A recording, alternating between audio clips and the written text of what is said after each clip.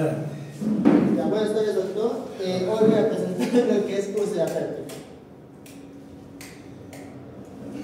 Ya. Voy a presentar lo que es úlcera péptica. Primero que nada, bueno, ¿qué va a ser una úlcera? Va a ser básicamente una llaga abierta en carne viva en el revestimiento del estómago o el intestino. ¿De dónde se acaba ese concepto? Internet. Busqué, no, hay que tener mucho cuidado con sí, lo que se ve en internet. Sí, busqué de lo en más absurdo hasta lo más complejo. Si vas a ser médico y tienes que saber terminología médica, se denomina una solución de continuidad en la mucosa gástrica, duodenal o pilórica. En otro libro también busqué y me salía lo mismo, por eso mismo lo puse. Libros de Rochester. Bueno, doctor. Continuando, vamos a tener la etiología, que las más comunes van a ser lo que sería el Helicobacter pylori, que es la más común, y también los AINES, el uso inadecuado de AINES. Además del alcoholismo, el tabaco, el tratamiento de radiación o el síndrome de Zollinger-Ellison.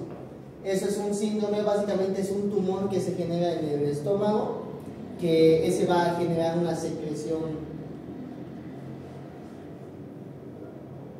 ¿No? ¿Quién quiere comentar? ¿Qué es el síndrome de Zollinger-Ellison? O gastrinoma. Es la hipersecreción gástrica. ¿Por? Gastrina. ¿Por?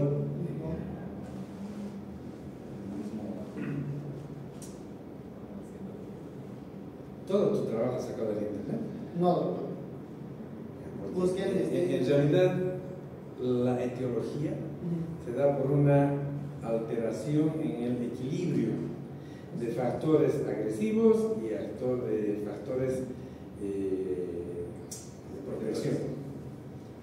Y ahí o disminuye los factores de protección o aumenta los factores agresivos. ¿Nadie sabe? Bueno, son tumores pancreáticos microscópicos en el páncreas. Se llama gastrinomas porque estos provocan la hipersecreción de gastrina en el estómago. Pero no tiene nada que ver el estómago, es por el tumor pancreático. Si vamos a hacer tratamiento, hay que los páncreas. Dale. Ya. Bueno, durante el largo de... Bueno, entre un 5 y un 15% de las personas en su vida han adquirido al menos una vez lo que sería una úlcera. Primero, continuando con esto, vamos a ver primero qué es la diferencia entre gastritis y dispepsia. La gastritis básicamente va a ser una inflamación de mucosa gástrica que ya sería una patología como tal, se podría decir como un diagnóstico, y la dispepsia es un dolor o malestar a nivel del epigastrio, que básicamente eso va a ser más una sintomatología. ¿Cuáles son las sintomatologías de gastritis? Pérdida de apetito, dolor abdominal, secreción, acidez estomacal, náuseas, vómitos. Pero ¿cómo sabes que acidez es síntoma? Porque el paciente refiere que siente como tipo reflujo. Por esa razón, tal vez. El dolor en el epigastrio es un dolor urémico que generalmente está en relación con las comidas. No hay reflujo. Si hay reflujo es otra cosa. Es el hiato. Acidez estomacal a nivel de epigastrio. Acidez. Perdón. Es dolor urémico o pirosis. Porque la acidez tendrías que medir, hacer una pHmetría, que también se hacen estas cosas. ¿No? Y hablar de cosas. Ya. Bueno, continuando, ¿qué va a ser el Helicobacter pylori? Es básicamente un bacilo gram negativo helicoidal. ¿Cómo es que va a hacer el daño a la mucosa? Básicamente es que, ¿qué se llama? El Helicobacter así normal no puede dañar, no puede resistir el ácido gástrico. Por esa razón se esconde a nivel de la mucosa gástrica y se mete dentro de ella generando más inflamación. inflamación, cosa que en el momento de entrar deja una pequeña herida que deja la submucosa abierta y eso es lo que puede generar la úlcera. Bueno, la transmisión es fecal oral y pues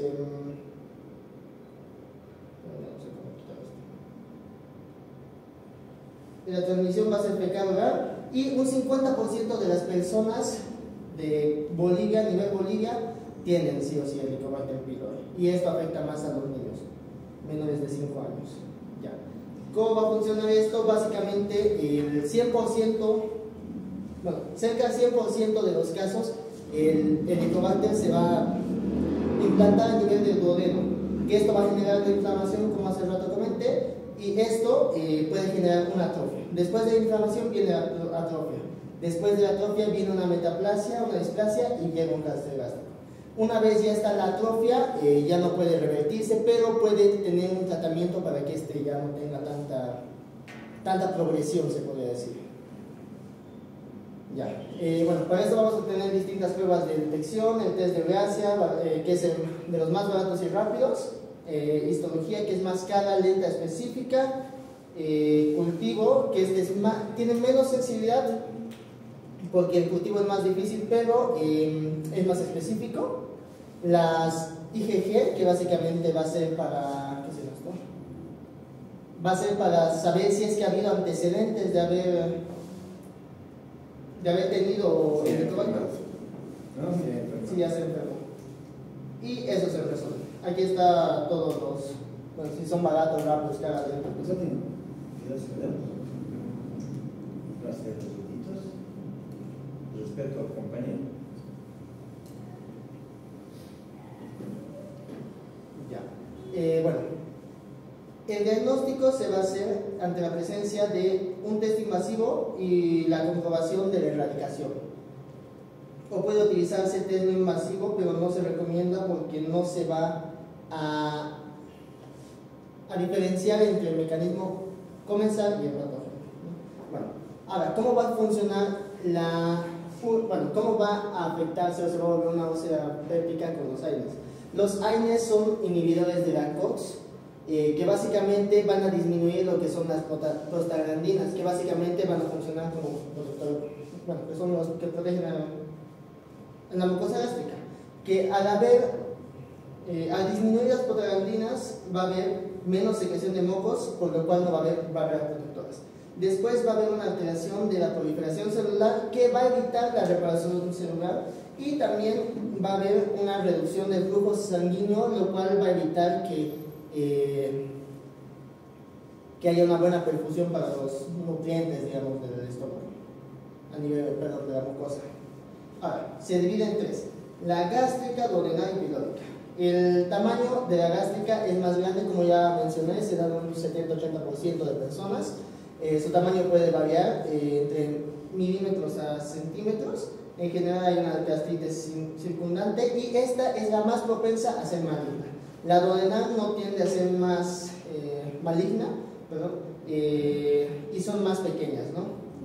Estas son casi siempre benignas y eso más, ¿no? Y después la pilórica, que es la más rara de todas, que se localiza básicamente en el canal pilórico, ¿no? ¿Cuál va a ser la clínica de úlcera péptica? Va a ser el dolor abdominal tipurente, náuseas, emesis, fatiga. Lo puse en rojo, que estos son los signos de alarma que básicamente van a ser la pérdida de peso y la dispepsia, que esos ya pueden orientarte más hacia algo como el cáncer gástrico, ¿no? Después tenemos la melena, hematemesis, hematoquesios, hematoporta de materia fecal. Para confirmar esto se puede utilizar la prueba de Rayaco, que bueno, consiste básicamente en utilizar agua oxigenada, ¿no?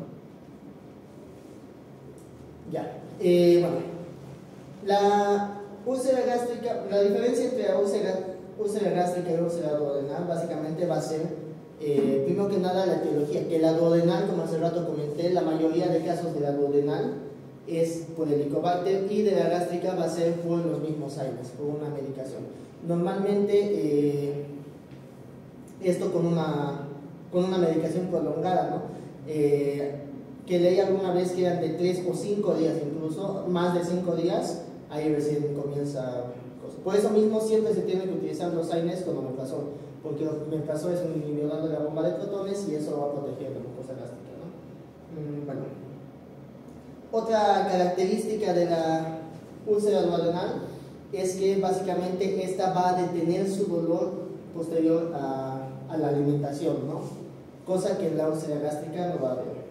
Y como dije hace rato, la gástrica es más propensa a lo que sea el cáncer. Ya.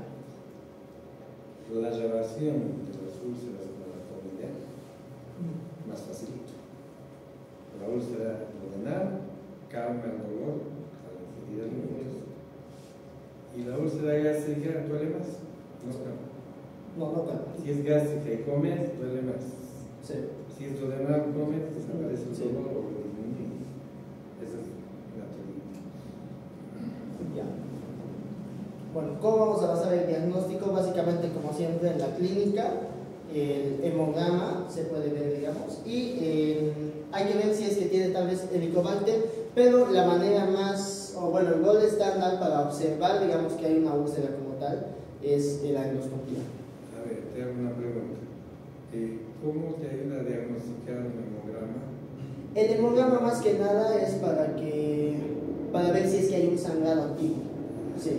No es para ver si tiene úlcera. Sí, no es para ver si tiene Es para úlcera. ver si tiene anemia. Sí, es para ver si tiene Y anemia. Y la anemia es un puede signo de dar la... cualquier cosa, Ajá. sangre, donde sea. Sí.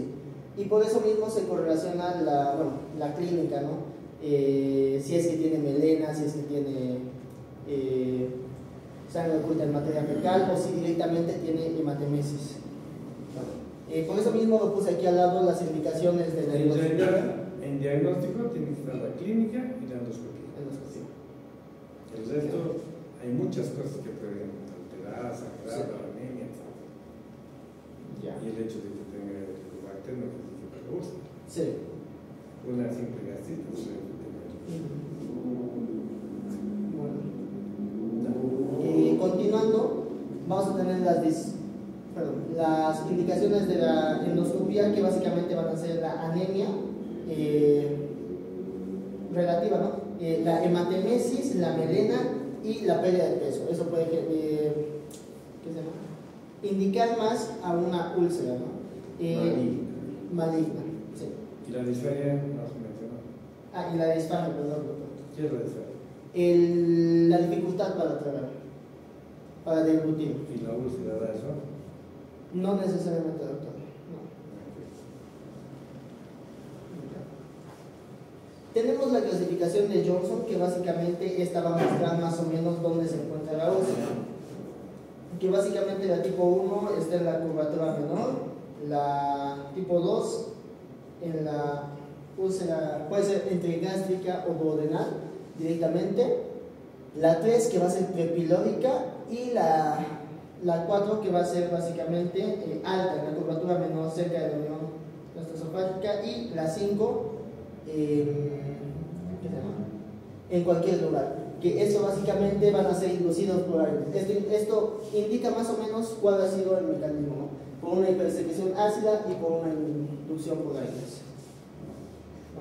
Después tenemos otro tipo de clasificación, la clasificación de Forrest, que básicamente los más importantes van a ser del 1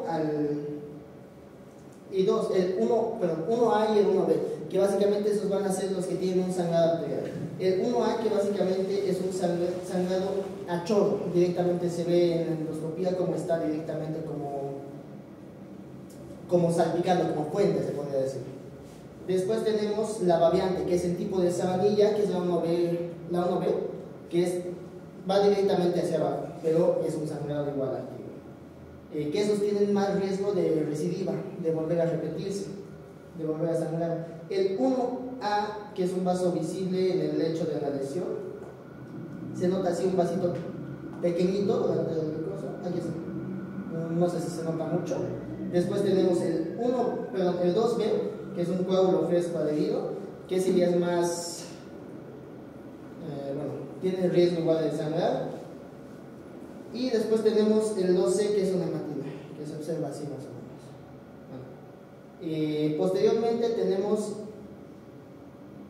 la fibrina, que directamente tiene mucho menos riesgo de sangrado.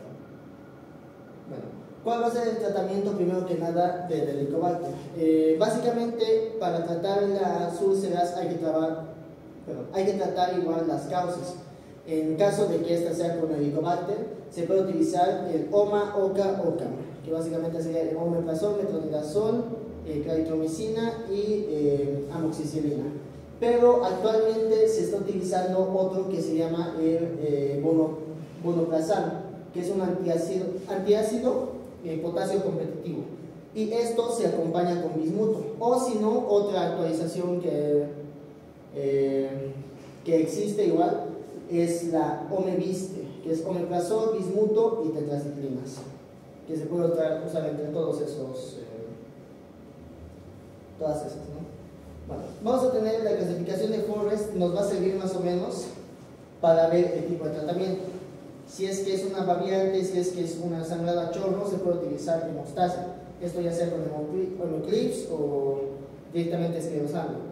O si no, directamente, si es que es 1A o el 1B, se puede usar directamente con el inhibidor de la bomba de protones, o sea, el omeprazol, el que más se usa.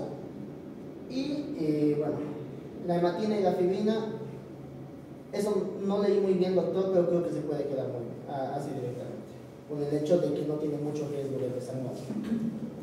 Ya. Ahora, tenemos el tratamiento endoscópico, que existe en monoterapia o doble. La monoterapia básicamente va a ser con clips o termorregulación, y la doble va a ser con adrenalina y añadiendo una de los modos, ¿no? Con clips o termorregulación. Bueno. Después tenemos, esto siempre, como les comenté, tiene que ser tratado con omeprazol porque es inhibidor de la bomba de protones o algún protector gástrico. Después tenemos el tratamiento quirúrgico, cosa que ya no se practica mucho debido a los avances que ha habido, que básicamente se puede hacer una ligadura de vaso para evitar que esta forme, ¿qué se llama? Gastrina. No, perdón. Para evitar que esta forme ahí se me fue la palabra, doctor. Bueno, para evitar que se vea más ácido, que bueno, va a mirar. Pero a ver, lo veas. Pero esto es perforación.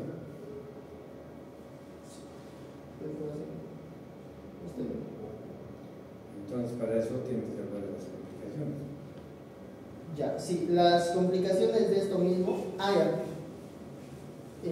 Ahorita voy a llegar a eso, doctor. Sí. Ya estás hablando de complicaciones. Sí, pero ya. Bueno, tenemos el otro tratamiento quirúrgico, que es un tratamiento que no se utiliza tanto, por el simple hecho de que esto es una vagotomía troncular bilateral, que básicamente, ¿dónde está esto? Básicamente se va a hacer un corte.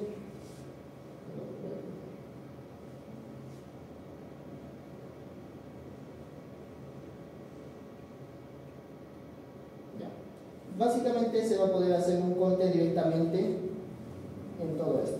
No sé si están viendo. Bueno, se va a hacer un corte al nervio vago, como tal. A los nervios vagos, sí. Hay uno anterior y otro posterior. Sí. Bien. Creo que ya no voy a dejar. Voy a utilizar mejor el marcador. Bueno, básicamente va a haber un corte a nivel anterior, y lo que va a pasar con esto es que vamos a generar un daño a todo el nervio vago, tanto el motor como el... Buenas noches. ¿Se hace bien? A la conclusión está bien. Tanto al motor como al que genera el ácido, ¿no? Que básicamente se va a cortar. Había un marcador aquí hasta mañana. Ya. Básicamente se va a cortar a los dos nervios vagos y directamente se va a perder la parte motora, que esta va a hacer que baje básicamente la alimentación, y vamos a perder la parte de segregación de ácido. Al hacer esto, lo que va a pasar es que vamos a tener que buscar una solución. Va a haber una disminución de la segregación gástrica y disminución del vaciamiento gástrico. Por eso mismo se va a tener que realizar el BIROT 2, que básicamente es una anastomosis del yayuno hacia el estómago, directamente para que pueda haber un descenso del alimento. O sea, antes se utilizaba esto para ver como una solución, pero también era un problema, ¿no? Por eso mismo después han hecho lo que sería la vagotomía selectiva, que la vagotomía selectiva básicamente solo van a recortar la rama derecha, que básicamente va a ser solo la parte de igual va a ser un corte selectivo que directamente va a ser el píloro, perdón. Ya, básicamente va a ser el nervio del Latarjet, que esto igual afecta. Estás en la selectiva, no estás en la supraselectiva. Sí. Perdón. Básicamente va a haber un corte. Son cirugías que ya no se hacen. Pues, sí, ya no se hace, es antiguo esto. La troncular es acá arriba. Troncular, en el tronco. Al cortar esto, curas la úlcera, porque ya no hay secreción de las células parietales. Pero al no haber secreción de las células parietales, tampoco hay vaciamiento gástrico, o sea, el píloro queda cerrado. Y este nervio celíaco es el que va a inervar al hígado, a la vesícula, a las vías biliares y demás. Entonces, por ende, va a haber éstasis de bilis y formación de piedras. Entonces, por tratar de curar la úlcera, vamos a tener complicaciones peores. No se hace. Cuando se hacía, se asociaba a este procedimiento la colecistectomía, se sacaba la vesícula y para que la comida que quedaba aquí retenida se hacía una derivación gastroentérica para que la comida pase al intestino. No, todavía. Volvé. No se lo lleves. Ya. Entonces, como no era tan buena, se baja más acá y se hace la selectiva después de que nace el nervio celíaco. Entonces no había problema en el funcionamiento del hígado, de la vesícula, de las vías biliares, nada de eso. Se curaba la úlcera porque ya no había secreción de las células parietales, pero seguía habiendo problemas de salida del estómago. El píloro no salía. Entonces, a esto ya no tenías que sacar la vesícula, nada, pero sí o sí tenías que hacer una derivación, una derivación gastroentérica. Para que la comida que no podía pasar por acá pase directamente al intestino atrás. Entonces, como más eran las complicaciones que las soluciones, se ideó la vagotomía supraselectiva. Se deja el tronco del vago, el nervio celíaco y todo el vago que viene bajando aquí, y el vago da ramas a todo el estómago por delante y por detrás. En realidad lo que queremos es disminuir la secreción ácida y eso está en las células fúngicas, en el fondo. Entonces lo único que debemos hacer es denervar el fondo gástrico. Entonces, ¿qué se hace? Se cortan estas ramitas, pero se deja el tronco. Y hay un lugar donde se para de cortar, que es la pata de gancho o nervio de la tarjeta, es clarito. 3 o 4 ramitas. Entonces se corta esto, hasta llegar al nervio de la tarjeta y eso ya no se corta. Entonces tenemos toda la función motora intacta del estómago, del hígado, de la vesícula y lo único que logramos es lo que queremos, que no se secrete ácido. Entonces hay un alto porcentaje de curación de las úlceras, pero también hay un alto porcentaje de recidivas. Menos mal han aparecido los inhibidores de la bomba de protones. Sí. ¿Ha entendido? Sí. Sí.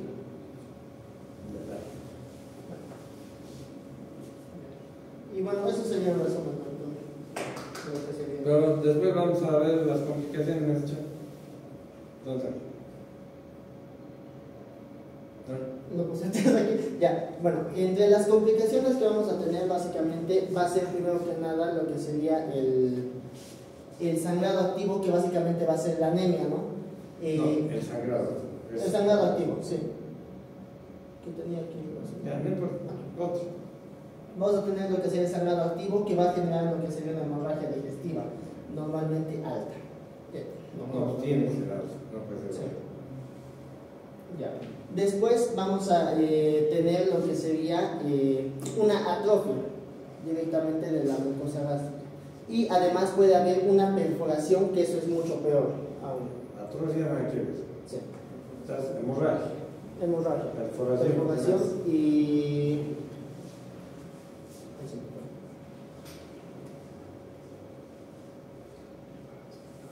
Ahí tienes un dibujo, ¿verdad? ¿Qué pasas? No, los dedos, avanzar, no sé. Más avanzar.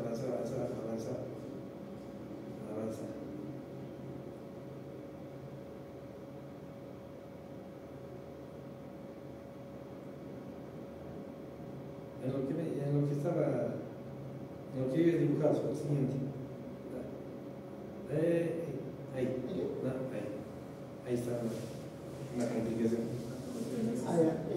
Sí, perdón, la estenosis pilórica y sí. ¿Y eso se da en qué tipo de úlceras?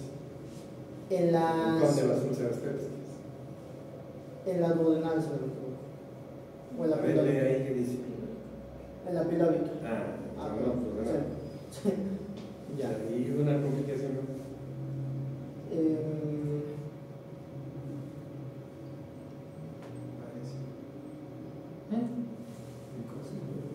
Que no pase la aterosis y no pase el alimento que te lleva. No, pues ya es otra complicación. Cancelatio. ¿No? Penetración. Generalmente son las úlceras duodenales o pilóricas las que penetran al páncreas y la pancreatitis. Porque las otras se perforan. Sí. Porque no están en contacto con los órganos. En este caso se perfora, pero va al páncreas y se penetra. ¿La fístula? Eso es. Uy, no sabía eso. ¿Preguntas? Una pregunta. ¿Me nombras un inhibidor de la bomba de Lorentz? Omeprazol. Gracias. Pero el que más se utiliza normalmente es el omeprazol, ¿no? ¿Qué más? ¿Por cuánto tiempo puedes darle omeprazol a un paciente? Estaba leyendo y básicamente algunos utilizan 2 semanas, otros utilizan 3 días, pero la cosa del omeprazol es que a nivel renal puede hacer daño igual, así que unas 2 semanas más o menos, que es el tratamiento más o menos de lo que se utiliza para el helicobacter. Sí, hay gente que toma toda su vida, ¿no? Sí. Lamentablemente esos pacientes generan pólipos en el estómago. O sea, el omeprazol o todos los soles hay que usar mientras se ven los síntomas. No sean los síntomas de nada. No es constante. Hay gente que se acostumbra a eso al necesario también, ¿no? A veces toman como si fuese una aspirina. Me he tomado eso y ya toman durante mucho tiempo. Y es más, el omeprazol ya fuera de esquema, ya no se ve. ¿Dónde se podrían utilizar? ¿Nosotros? Ningún. El autoprazol, el esomeprazol, el lansoprazol. O Bismuto, yo estoy en contra de eso. El bismuto no es inhibidor de bomba de protón, Por eso, es yo no- antiácido. Yo no usaría bomba de inhibidor. ¿Cuál es la diferencia entre antiácido y inhibidor de bomba de protón? El inhibidor de la bomba de protones es básicamente...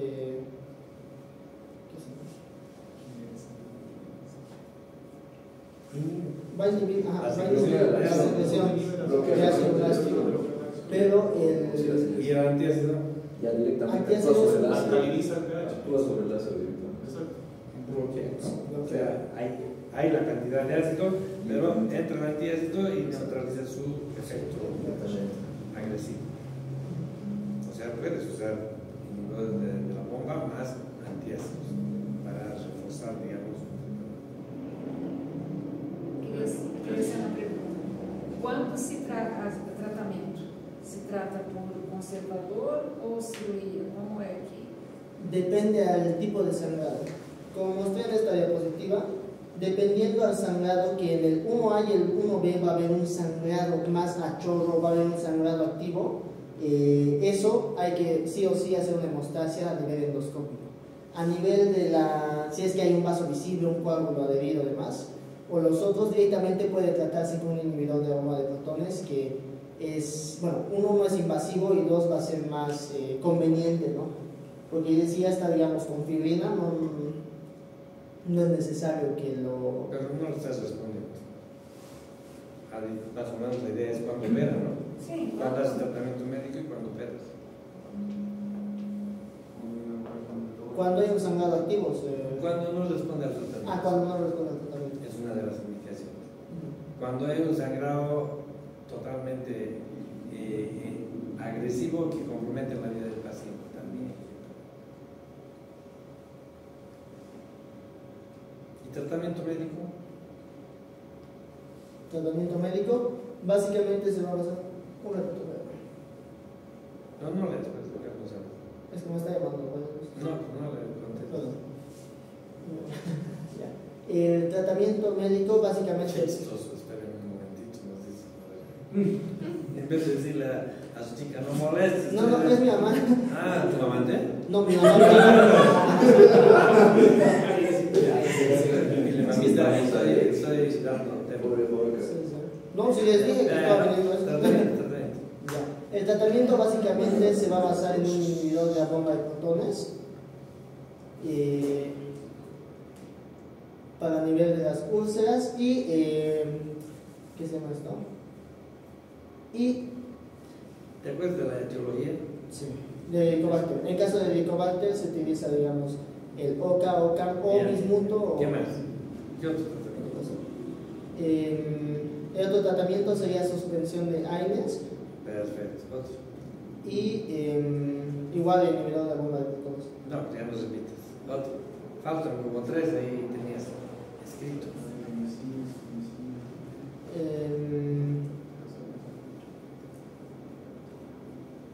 Metronidazol. No. Dieta, no fumar, no beber. Ya. Ya. Ah, No, es que no. Pensé que decía tratamiento. Eso, tratamiento médico. Ya. Sí. Evitar fumar, beber, Ahora, alcohol, pero- estrés. ¿Cuál sería la dieta para una persona que tiene una úlcera? ¿Qué es lo que podría comer? Tiene que hacer una dieta más blanca tal vez. Algo que no haga mucha. ¿Qué es eso? Evitar los cítricos. Sí, evitar cítricos, Irritantes gástricos, picantes, Ajá. condimentos, según la dieta blanda blanca.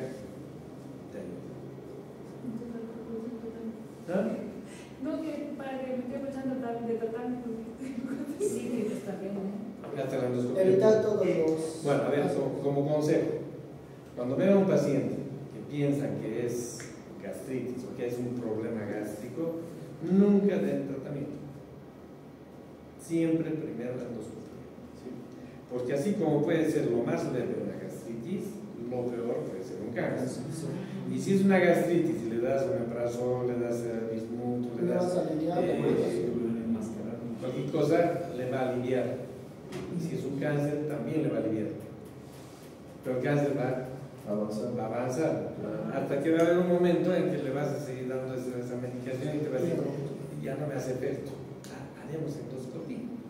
Haz la endoscopía y el cáncer es Avanzado. No, pero hay un rango de edad tal vez que sea más, que un cáncer, por ejemplo, no sería probable para los pacientes jóvenes. ¿Perdón? En pacientes jóvenes, por ejemplo, es probable que haya un cáncer. Puede ser. Sí. Y es claro. Puede haber úlcera, puede haber gastritis, el Helicobacter pylori, puede haber pólipos, puede haber angiodisplasias. Entonces siempre hay que pensar, el médico tiene que ser mal pensado. Siempre pensar en lo peor. Porque si no piensa en lo peor, no encuentra. Entonces, como sugerencia, siempre primero endoscopía y, no había sido cáncer, qué lindo, hago el tratamiento. Pero de pronto, hay un cáncer chiquitito, se cura. pero ya avanzado, no sé. ¿Qué cáncer gástrico no hace una gastritis? No, pues en ninguna víscera hueca el cáncer da síntomas tempranos. Si no, cuando ya es grande. Cuando ya se hace el caso. Muy bien, ¿hay algo más? Nos vemos mañana. Gracias, doctor. ¿Sale? Aplausos.